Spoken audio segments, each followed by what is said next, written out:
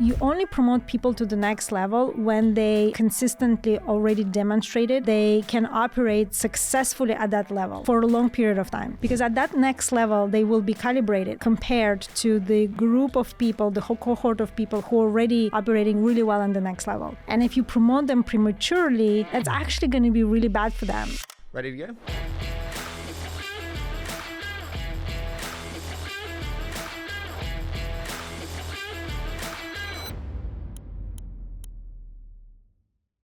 Maria, I am so excited for this. I'm also so excited. This is your first time on a podcast. It is. So thank you so much for joining me today. Thank you for having me, Harry. I'm really excited to be here. Now, I heard there was a sliding doors moment when it comes to your entrance into Facebook. So tell me, how did this sliding doors story come to be on joining Facebook? Yes, it was indeed a sliding doors type of moment. So I'm going to take you to 2013. And I was invited to one of those alumni events, right? This is the Boston Consulting Group. I worked at the firm for many, many years ago. And I typically don't go to these, right? But that time was different because one of my friends made partner, and it was a big deal to her. And so I wanted to go and congratulate her and give her a hug. And so I said, I'm going to go. And, I remember that day, I almost didn't go. I had a lot of work that day, and my husband, literally, I remember, was pushing me out of the door because I already committed, and he said, you should go. Okay, I went. So I come to this event, and I joined one of the groups, people who are standing and chatting, and I meet this impressive woman. She was a director of product management back then, and she speaks of her job at Facebook so passionately that I was listening to her, and then I thought, it's either a bunch of BS or there's something that I really don't understand about this company, from everything, just from outside in, everything I know about it, right? So she invites me on site, and it ends up being a loop of interviews, and I go. And then on my way back, my house is in Menlo Park, California, and so it's 15 minutes away from the headquarters. And so it took me 15 minutes to get home, and I'm not even at my house yet. And I am pulling into my driveway, and my phone rings, and it's Facebook offering me a job. And so I was so impressed. It took them literally less than 15 minutes from the time I, left to discuss, debrief, do whatever they needed to do to offer me a job, right? Incredibly impressive. How big was the company at this point? Gosh, I want to say maybe 3,000 people. Okay. Yeah. Something like that. And the product team was very, very small, maybe 100, no, less than 100. And what was your starting title? Product manager. How do you think about the transition from IC to manager? You went, as you said there, starting as a PM, and then you get into, there's kind of 3 tiers to me, which is like IC, manager, leader, you can correct me. But that transition from IC to manager is a big one. How did you think about making that transition? So my perspective is that a manager is responsible first and foremost for the outcomes of their team. That means that, you as a manager need to do whatever you can, everything that you have in your control to de-risk and make sure that your team delivers on what they sign up for. When you transition from IC to a manager, there are 2 things that will change for you. Number 1 is you're no longer responsible for just the product that you're working on directly. You're responsible for all the products that your team is working on, right? Like every one of them. That's 1. And 2, you're responsible for the people on your team. So, you need to understand their weaknesses and their development areas and their strengths. You need to manage, deal with the underperformance. You need to get them to the next level. And so, the sooner you change your mindset about those 2 things as you transition, the better it is. Do you think we have a skewed view of progression. And what I mean by that is you can be a brilliant IC and you should stay as an IC. Like, actually, some people aren't destined to be managers and managing people, but that's the way that we're told it works. You do very well and then you get promoted. Yeah. Is that broken? You know, this actually topic is near and dear to my heart. So when I was at Meta, I, in addition to, my core responsibilities, I was also a functional leader for product management. And one of the things that I did at Meta is I introduced PM archetypes exactly for that problem, right? Because you're going to have people who are brilliant ICs. If there's no clear career progression for them, right, they feel pressure to transition into management. And oftentimes that's not the right decision for them and for the company, because it's much harder to find very senior ICs who have, superpowers on different topics than to find managers, right? And so I introduced this archetypes. There were, certain characteristics that they were spiking on, and for that exact reason is that you could go all the way up to VP on this IC track. What are the PM archetypes and how should we think about them? So the ones that I work with the team to introduce were, in addition kind of to generalist track, you had captain. So captain is someone who excels in managing just insanely complex projects that you need to have a central strategy, but then to bring them to life, you have to manage, 10, 20 teams who are executing on this central strategy. Well, that's not me, so that's one archetype. Cross in that box, right? Okay, captain one. The second one is entrepreneur. So this is, especially in big companies, you really need to protect that talent. And these are the people who are incredible for 0 to 1, right? Bringing ideas to life and then getting them to product market fit.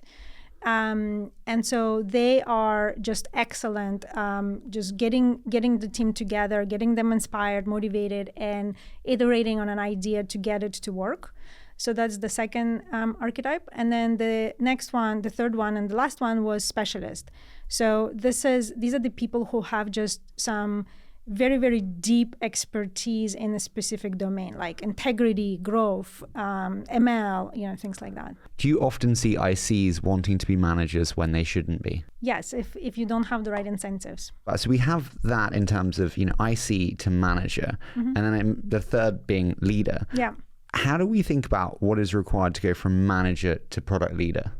Good product leaders need to have general management skills. So that means that they need to have not just a strong product sense, but also a strong business sense. Can they manage a portfolio of products, is complex, and can they distribute capacity and resources appropriately? Can they manage towards a healthy P&L? Can they drive business goals, not just product goals? Speaking of kind of P&Ls, one of the biggest needle movers on Facebook's P&L was in particular kind of the ads monetization engine around video, something that you were so central to. Yeah. Can you take me to that story? Like, just how did that come to be? Just so I have some context there. Let's see. So actually, that was my first role at Facebook, and I can tell you that was my probably hardest role, not just at Facebook or Meta now, but probably across my entire career. Facebook was nothing like I've ever experienced before, right? Like, why? So a couple of things. One, it was that it was a really heavy feedback culture, just really heavy feedback culture. So like direct? Oh, very direct and a lot. So no matter how small or big it was what you were doing, you got feedback from many directions. And a lot of times it was also conflicting feedback. So, for example, you were not vocal enough in this meeting, what someone would tell you. And then another person would say for the same meeting, hey, you were too vocal. With respect, is that not a badly run company? No, I think it actually was a great school, because what it does is it really pushes you to calibrate and think about, okay, how do you, what type of feedback do you lean into and which one you don't? How do you prevent feature creep? Because it's really hard year after year.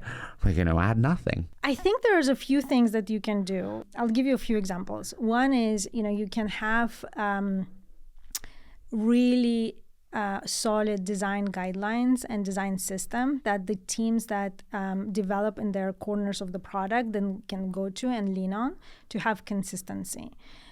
You can have front-end components that are ready to grab, and so that teams don't reinvent them. And again, there's lack of consistency, right? Right now, we're developing really clear tone of voice guidelines. So this is like how the product talks to you across the different surfaces, that if it's all consistent, it feels simpler. How do you think about product being science versus art? When you talk about kind of intuition there versus maybe more data-centric decision-making, it kind of makes me think of product versus science versus art. How do you think about that? I think if product was all science, then you wouldn't see so much diversity in outcomes of all these companies that are trying to get to product market fit.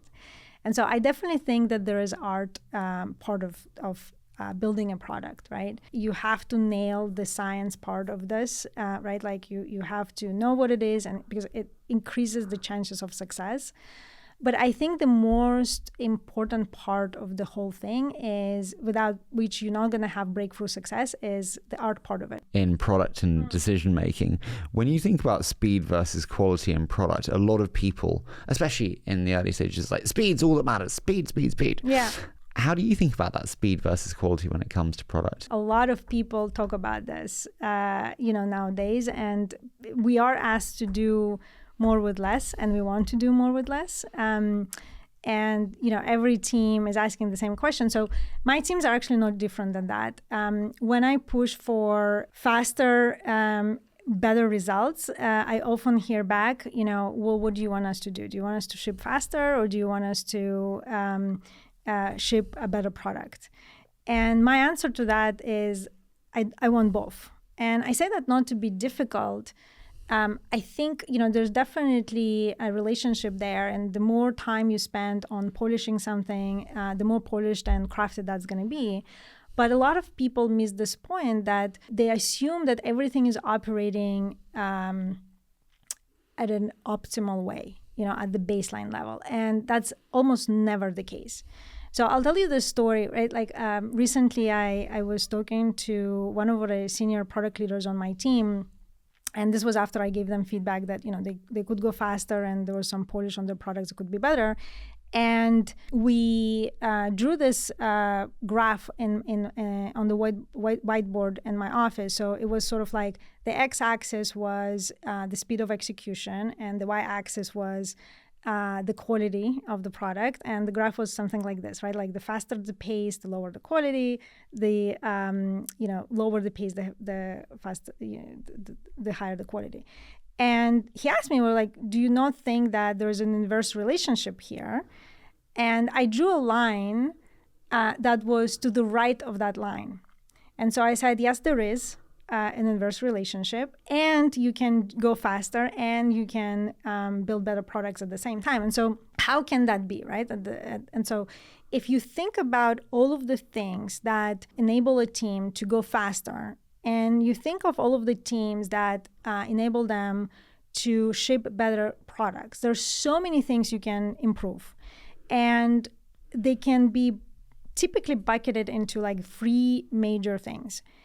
It's either the talent on the team or adjacent teams, right?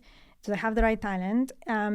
Or it's, how do they get stuff done? Or, what are the tools and the systems and the tech that they use to get stuff done? And if you don't have, the right team or the right talent, they're not working optimal ways to get stuff done, and they also using tools that hold them back, well, your team is not going to be, at their maximum on both of those dimensions. What is the most common reason why companies fail today? Talent, process, or systems? I think it depends on the company. Typically, there is like opportunities across all three. And it depends on, who built the company. Did you have kind of people who knew what they were doing when they were building the systems? In teams that you've worked with before, which one has been the one to break down? Probably the middle one, like how people get stuff done. Process. Yeah. How do you build process in product teams? I'm actually allergic to process. Okay. So why? So I think that there is you can get stuff done with either initiative or process, and both of those extremes are bad, right? If you have a company where it's all about initiative and there's no central process whatsoever, like you're gonna have a lot of chaos and you're gonna have a lot of things that are conflicting efforts, and so that's also going to slow you down, and it's going to be hard. And also, if you have on the other side, if it's all about process and you train your team to wait for process to do anything, right, you're gonna feel like it's like a bureaucratic government over time, and nobody talented is going to want to work in an environment like that. So both extremes are bad. I think companies do better when there is just minimum process, and the process and means to an end, and that end is it's either to help people go faster or to help them ship better products. Any other process is waste of time, and you have to be really, really diligent not to let it become over-processy in your organization, because it's actually it could destroy your culture. So when we think about like helping them ship better products, the way to measure that is most often in product reviews. Mm-hmm. Very different according to different leaders, different companies. What have been your biggest lessons on how to do product reviews right? I set aside 2 to 3 hours a week for product reviews. We don't have to fill them up, right? Like the way that we decide what to review is both in pull and push ways. So pull is me and my report. In our staff meeting, we discuss typically, okay, like what are the priorities, how they're going, and other things that we want to discuss because there's a lot of ambiguity, whatever. And so that's the pull way. And then the push is when the teams themselves, they want to discuss a topic because they need help with making a decision. They need help on trade-offs that they're considering, or kind of strategic considerations, whatever it is, right? So those are the two ways. Who's invited? I ask my teams to stick to the minimum number of people that they need to have a good discussion. So basically, I ask only for people who need to directly contribute to the discussion to be in the review, and that's typically like up to 10 people. But what we do, because I think transparency is very, very important, we record every review. And we have a Slack chat, we use Slack, and we post about every review, the materials, the recording, the action items, the ETAs, like everything is documented, and then the team can pull whatever information they want. What are the biggest reasons product reviews are not done well? There are different product reviews. We have kind of like 4 different types in my current organization. What are those 4 different types? There could be a strategy review. So the strategy review is where we go deep on what is the problem that we're trying to solve, why is it important. We talk about product opportunity, we talk about business case, whatever it is. But it's all about just like the what, if you will. The second one is roadmap review. So this is like an execution plan for whatever problem you're trying to solve, and it talks about the sequencing, the milestones, the exact goals that the team is gonna take, and why those goals are not another set of goals. And it's basically the plan to get there. So it's the how. We have a launch review. So launch review is before the launch of any product. We look at all of the things that need to come together to have a successful launch. And the same review, we look at experience, and we pressure test it against the quality bar that we have. And then the last type is business review. So we look at the financial performance of the product, and all of the business levers for that product to do well or not well, what we need to change, what we need to pay attention to. So those are the 4 types. Now, you asked about, when product reviews don't go well. I think one of the reasons is when the team doesn't know what are the the most important questions that we need to answer. And you can catch that in the pre-read. So we ask that the pre-read is sent at least 24 hours in advance. What is in the pre-read? Well, the pre-read goes over, depending on the review type, it goes over, the problem that we're trying to solve, and all the different components that you need to discuss as part of like the review type. And so it's sent over as a Google Doc 24 hours beforehand? It's a Google Doc that everyone is expected to read before the review and add any comments or thoughts in that document so that we can have a productive discussion. Have you ever not read the pre-read? I really try to not be a bad example. I think if the pre-read is sent 24 hours in advance, I will. If the pre-read is sent 1 hour in advance, I'm not going to be able to do that, right? And so that's their fault. That's on them. Yeah. Strategy number 1. Gustav at Spotify, who I love, and he's right and I'm wrong on this, just to be very clear, but he always says talk is cheap, and so we should do more of it when it comes to like strategic direction, where to go, and kind of orienting that direction. I think talk's really expensive, and we should do less of it. Says the podcaster. Brilliant irony there.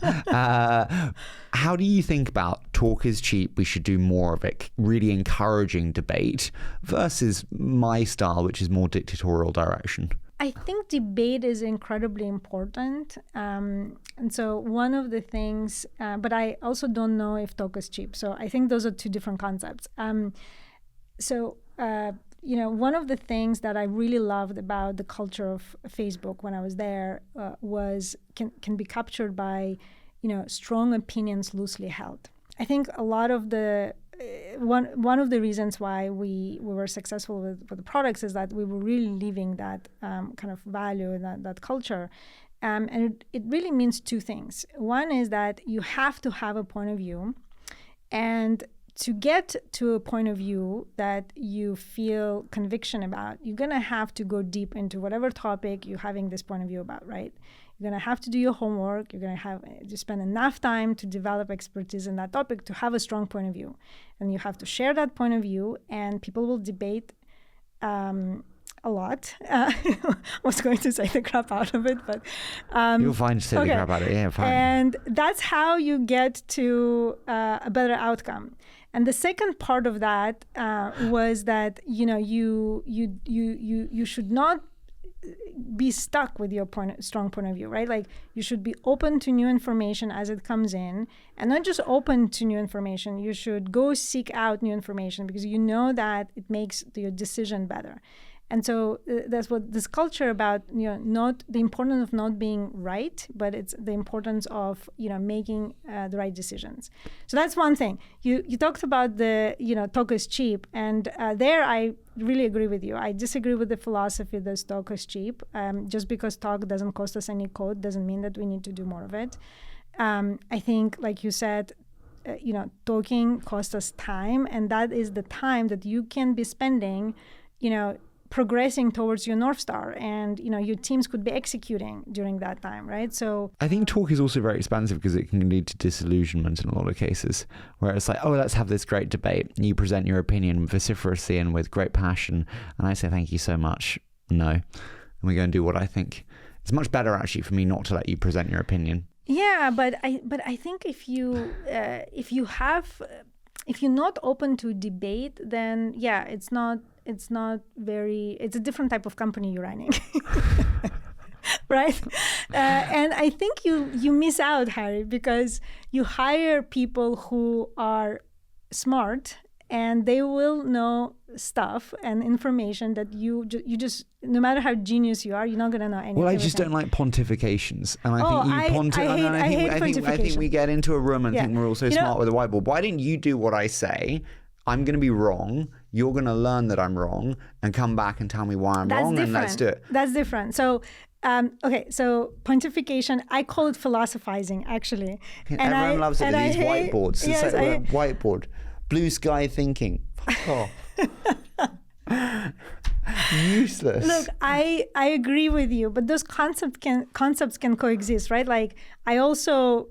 like any product leaders who love philosophizing, for me, it's a big red flag, right? Like I love people who are action oriented, who know how important it is to make decisions fast. The faster you make a decision, the better it is, because you unblock your team to go execute. But as they execute, they're going to learn new things. And so you're going to iterate, right? And all of that has debates in them. I got told I had to ask this. What is possibility thinking? Oh. Because that sounded like pontification, if I'm honest, Maria. So the idea is that as a product leader and as a product organization more broadly, you don't want to be only going after small incremental gains. You want to also be going after, you also want to go after big ideas, and you want to take big swings because they are more likely to bring step change growth to your business. And so the possibility thinking, what it does, it asks you to dream big and to think big and to not be afraid to go after, much riskier and higher reward ideas. If your team is not, doesn't have the muscle to go after big ideas, right? Like over the longer horizon, it's a recipe for irrelevance, I think. How do you encourage or inspire big ideas in companies? There are a couple of things you can do. One is, I think as part of your strategy, when you set a strategy and you articulate, what do you expect teams to do, you're going to think about this in multi-horizon, time horizon way, right? And you are going to allocate your resources to big ideas and optimizations, new products, existing products.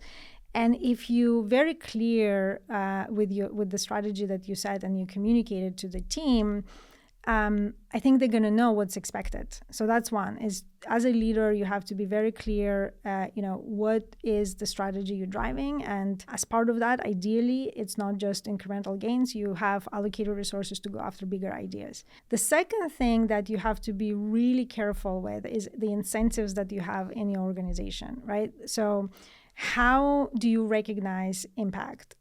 Who do you reward? What type of behaviors? Do you reward only incremental gains, or do you also reward people who go after bigger ideas, even if they fail? Because some of them will fail. There's no doubt about it. And it is much easier to deliver incremental gains because they can happen in shorter periods of time, and they're much more, reliable. Than to go after bigger ideas, which take more time. They're more unpredictable, right? And so, as a leader, you have to reward both, and you have to overcompensate for the fact that the latter is harder. One thing that I love to is to actually personalize it to different people. So I'll say, what would Mr. Beast do if he was running our product today? And then what would Johnny Ive do if he was running our product today? And from the same person, you will get multiple different answers with that image of that person in mind. And they'll both be big ideas, but one will be inherently much more design aesthetically pleasing. One will be shock and awe pleasing. And it helps frame different big idea generation in people's minds. Can I ask, launch strategy meetings? I think people do product launches terribly today. Yeah. What have been your biggest lessons on how to do launches well? Do you know when a launch is good? Like when you have a product that works, is it always just off into the races? No, I think that's more of an exception. I think typically you learn and get signals throughout kind of the development process, right? Like we talked about, as you discover, as you test different options, as you iterate, you're gonna gradually come to a picture of whether the product is a hit or not. So that's in vast majority of cases, it's over a period of time. When do you do a second product?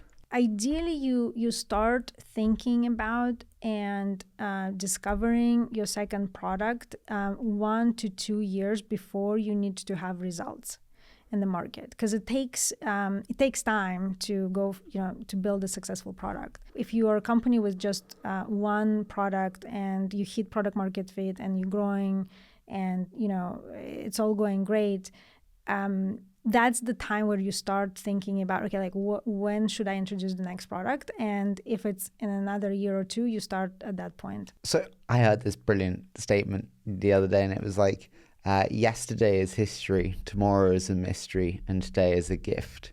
And that's why it's called the present, which I thought was really sweet. And so my question around that actually specifically is about resource allocation as CPTO and how you think about allocating resources between historical tech debt, existing revenue streams that are working very well and need resources, and future blue sky thinking this could be a next great product. Yeah, so like you said, right, like there's actually a really simple playbook. There are 3 categories, like you said. There is, new products that you can be spending your capacity on.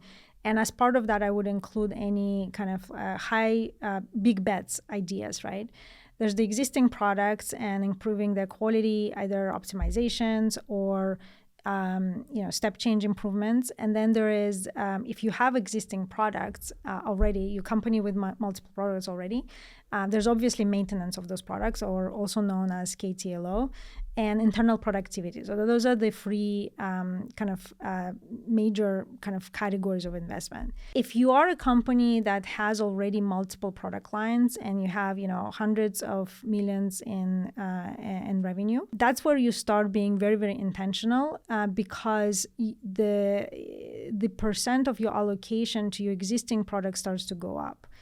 And so ideally, even at that point, that is not more than what you invest in your new products, right? So let's say you invest 30 to 40% in your existing products and 30 to 40% in new products.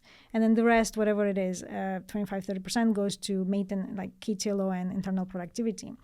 As part of that new products bucket, my advice is to keep at least 5%, maybe 10% of capacity that goes into planting new seeds. All of this is driven by people. Yeah. And hiring is so important to any leader's role, probably the most important. What have been your biggest lessons on how to hire the best product people?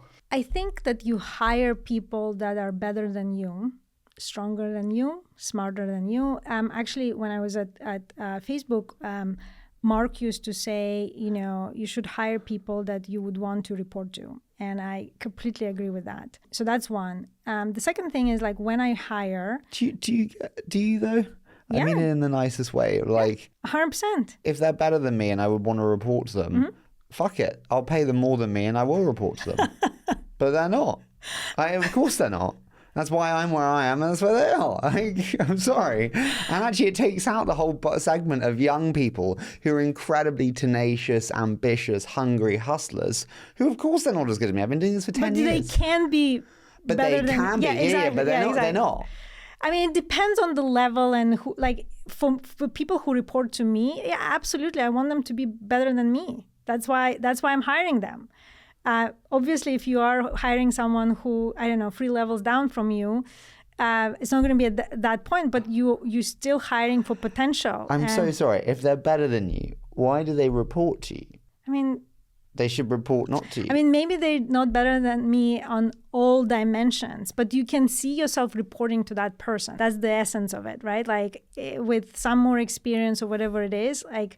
you would be happy reporting to that person because at some point they're going to be better than you on all dimensions. Okay, so in a future world, we can see ourselves reporting to them. Okay, what's the hiring process? It's a 4-phase process. So the first phase is the screening and exploration. So there's a couple of interviews there. The TA, talent acquisition partner, that does looks at relevant experience, any kind of like location, things like this, any fit with the current roles. And then if that is a check, then it goes into an exploration with a product leader. And it depends on the level. For more senior people, it could be my reports that doing those. And they look at, digging a little bit into motivation, relevant experience, going deeper into, okay, do we have any open roles that fit that? For what we're looking for, and any red flags. So if they go through the first phase, this exploratory phase, then they get into functional loop. So functional loop looks into vetting their product sense and their execution. So product sense is, do they can they take an ambiguous problem and can they understand customers well? Can they come up with, through all of that, with a good solution to the problem? And so really test their product intuition as well. Can they make decisions that are pulling data insights from all the sources? The execution interview, each of them are about 45 minutes.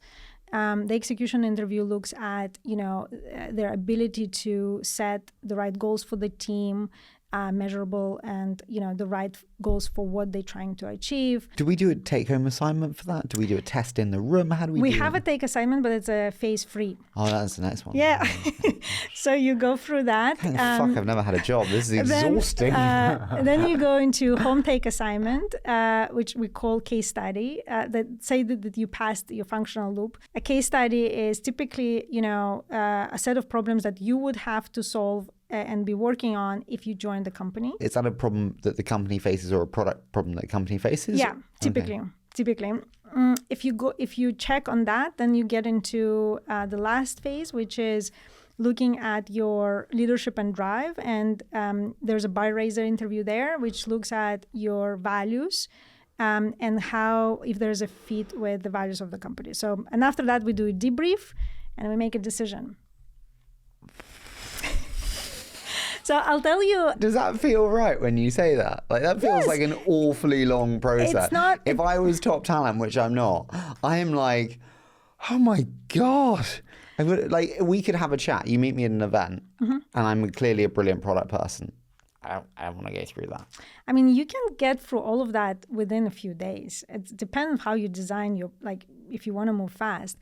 So I'll tell you, on the case study, I wasn't actually a fan of that. Why were you not a fan of that? And then how did you change your mind? I just never, I never used it in the past. And I thought, as you just said, like, I mean, who's going to put all of this time? And, so Personio actually had, this is the company I work at now, had case studies as part of their process. And when I was going through the process, I was talking with Hanno, the CEO, they also asked me to do a case study. So they gave me a case study. And when I looked at that, like you just said, I was like, are you kidding me? There's no way I can find time to do this. Like, it was like pages and pages. Like, I don't do that in my process. I'll come to that. But it was like a pretty, 30 pages or something.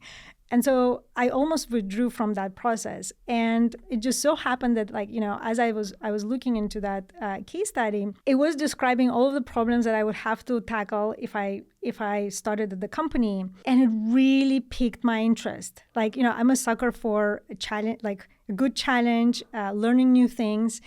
And that actually played in their favor with me, because I started to look at that into that, and it drew me in. And then, I felt invested, and I was looking forward to, like, rolling up my sleeves and just, like, getting into it and tackling all those challenges.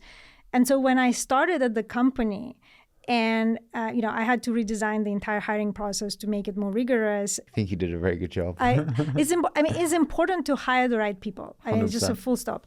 And I ended up keeping it because it was something like from the DNA of Personio. And actually it made my experience pretty unique. So I kept it. But the way that I changed it is it's very concise.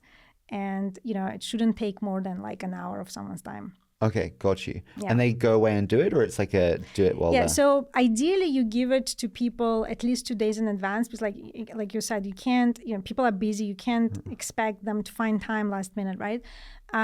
So you just send it to them, and they come back with, their thoughts of how they would tackle a problem. How do you think about the comp stage? When you offer comp and responses to comp and title? I think you should definitely negotiate. And I'll tell you that women typically don't negotiate and men do. So that's my experience. So I think you have to negotiate. It's just part of the, deal. Feel uncomfortable negotiating with the company, negotiate with the talent acquisition person, right? Like whoever the recruiter is. Don't negotiate with the manager. Because also they also sometimes don't know, What do you think women don't negotiate and men do? I think they internalize that too much, and they feel like that might. I'm talking from personal experience. As a woman, yeah, as a woman. But I think there is a misconception that could reflect maybe badly on your relationship with the person that you're talking to, and I think it's at the end it shouldn't be the case. The title, I think, is not like you as a company. Like when I came into Personio, I changed all the titles and simplified and all of that. So I don't think you can give. Unless you are really, really early, but I don't think you just can give whatever titles, right? Like you have to have consistency in your organization and clear mapping to all the levels, from other companies you hire from. So I think title is not something that you typically can negotiate. How quickly do you know they're not the right person? If it's a really bad hire, you will know like within a few weeks. If it's most cases though, you just know that it's like, they kind of slower. Can you let someone go in a few weeks though? It feels a bit harsh. I'm with you totally. I think often, sometimes sooner than that. But like, you can't let them go. Why not? You have. I mean, in Europe you have the probation thing, right? so this is a new thing I learned. Totally. But there's this thing that's called probation, and that's where you decide. You don't have that in the US. No, it's at will employment. Wow. So you can make a mistake, and it's just like, oh. No, you make a mistake and you part ways. Wow. No, we have probation. Yeah, I know that. But and that's also because when you pass very probation, long lead time to hire anyone is just so much harder in Europe. But then why is it harder in Europe? This is actually one of the things that I had to adjust is that, for every, let's say 20, maybe 10, 20, if it's specialized role candidates that you get in the US that are solid, maybe you get one in Europe. And that actually really slows down your hiring. Because unless you hire, like lower your hiring bar, which you're not going to do. And so I think that's actually a competitive disadvantage for EU-based companies. So it's just the depth of talent is so much less. Yeah. Well, that's inspiring. But that doesn't mean you can build an incredible company here. It just takes much more energy. Do you find differences in terms of work ethic, respectfully, or approaches to work in intensity? I think, yeah. I would say that there is a difference. In the States, people feel like their job is a much bigger part of their identity. And I think in Europe it's just less of a phenomenon. And when you feel that your job is important to you personally, I think you put in more effort. You more of an owner, let's say, than a renter, to use that terminology. Which group are more entitled? I actually think it's more kind of like the younger generation across Europe and the US. I think especially people who maybe this is their first job and they at a job that is like pretty just cushy from the perspective of like, all the benefits they get. And they think that's normal, and they don't realize that there's actually not normal.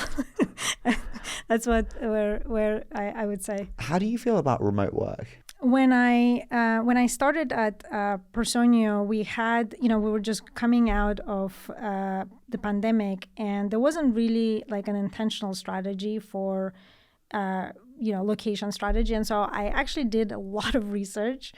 And I talked to a bunch of my peers in public companies and private companies to see like what's working, what's not. I ended up deciding that we're going to continue to hire remotely. The benefit that you get from that is that you just have access to much better talent and you can hire much faster. Risk but you can totally mitigate that. I think maybe not totally, but you can mitigate that. Is that when people are in person, there's many more opportunities to spend time together in unstructured way, like socialize and, ideas come up and, not in a structured way, right? And you also form much stronger relationships, and on the team. And so I think as long as you have a way to bring people together regularly, which I do, and you create that environment, I think you can mitigate most of the kind of not being in person. How regularly do you get everyone to come together? I ask that my teams at the team level get together at least once a quarter. How much worse are team meetings remote? How much worse? How much worse are they remote? If you have, we have about 30% remote in product and technology, which is the organization that I run. When you have such a high percent of remote people, you actually really, really intentional with meetings. And so we shift to async collaboration as much as we can. And there are all these tools now, right? Like we use Loom, for example, for that. And you can really minimize, and then you have, the things that you do together in person, they become much higher signal. Do you find product reviews are worse remote? Product reviews, I don't think are that much worse because we have a structured process. It's a structured thing, right? Like what you described is more like brainstorming and, idea generation. Riffing on each other's ideas. And I think like for that, like, for example, I right now live in Munich. And I don't go to the office. It's like 5 minutes away from my office, my house. I don't go to the office every day, right? But what I do, regardless if I'm in the office or not, if I have an idea, I will just quickly ping, if it's my direct or someone who reports to them or someone who reports to them. Like I work with all sort of people on my team, right? Like you don't need to only go to your directs. Like that's really important. And we'll just quickly get on Zoom and we'll talk about that. As long as you don't make out of it like this whole meeting and, so you need to leave a bunch of time on your calendar that is not packed with meetings so that you as you go through your creative process, you can quickly grab people and talk to them as part of your day. Having worked in the center of the valley and now in Europe, are you more of a bear or a bull on Europe and European innovation? I think it's hard because of like the access to talent that I told you, right? That's like, the number one thing. That's the number one thing. The other thing is the process versus initiative. Like I think if you go back to that spectrum that I described, like you can get stuff done with initiative or process and you come to the middle. I think my experience is that, again, this is generalization, but the companies in the US tend to be closer, like on this side towards initiative, and companies in Europe tends to go towards the process. Again, it doesn't mean that you can have a company that thrives on initiative and has minimum process in Europe. You just have to be much more intentional because it's not the default. You also can't fire people. Yes, it's harder. Absolutely it is. Very amicably done, by the way. I think you navigated that one brilliantly. Sorry for the hard question. No, it's good.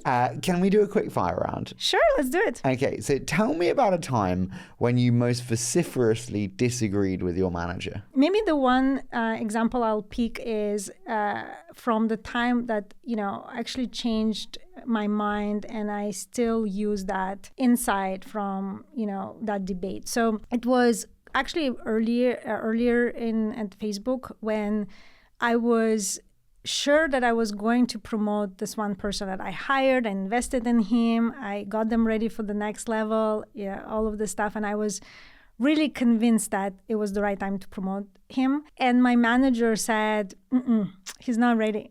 And, we went back and forth. It was pretty strong debate back and forth. And I was at the point where I was like, okay, I'll just disagree and commit.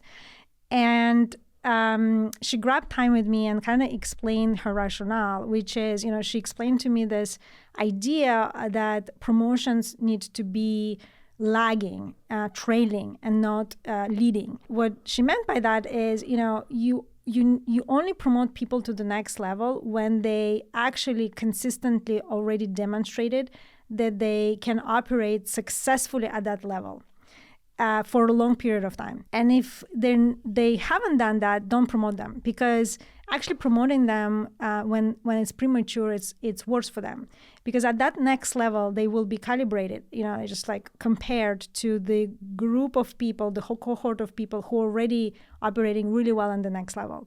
And if you promote them prematurely, that's actually going to be really bad for them. They might actually churn from the company, right? Because if they get promoted and they get a bad rating right away, that's a really tough position to recover from. People often won't do the role until they're given it, hence be a plate remover. You're not going to take your boss's job when your boss is still there and he's doing it or she's doing it. I think it's a mindset thing. I think like this goes back to when you asked me about, what advice do you give to people to get promoted?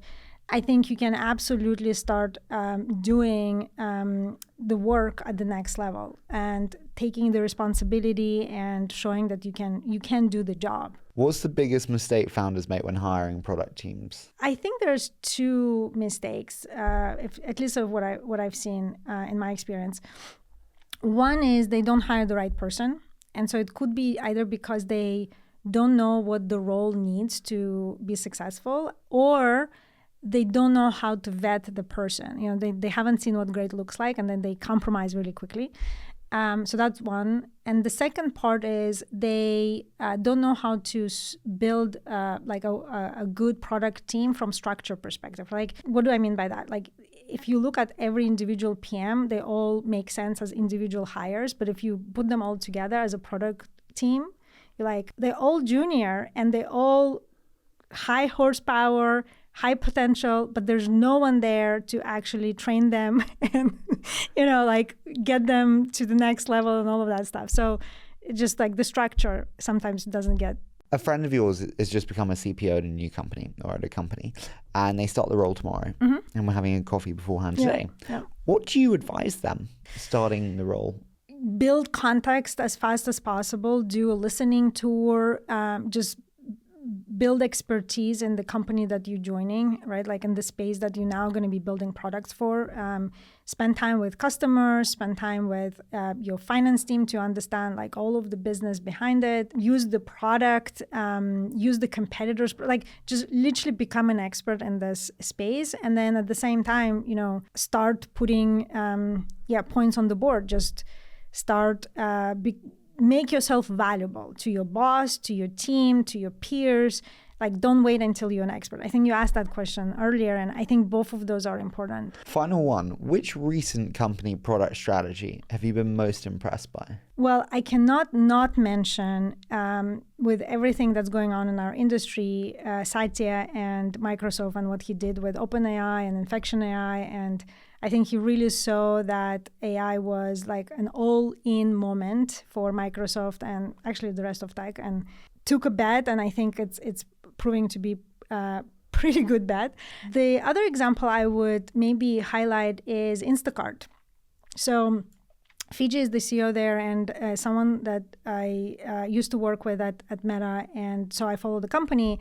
And I'm pretty impressed with what she's done with the company, right? Like, she turned it around, made it profitable during difficult time.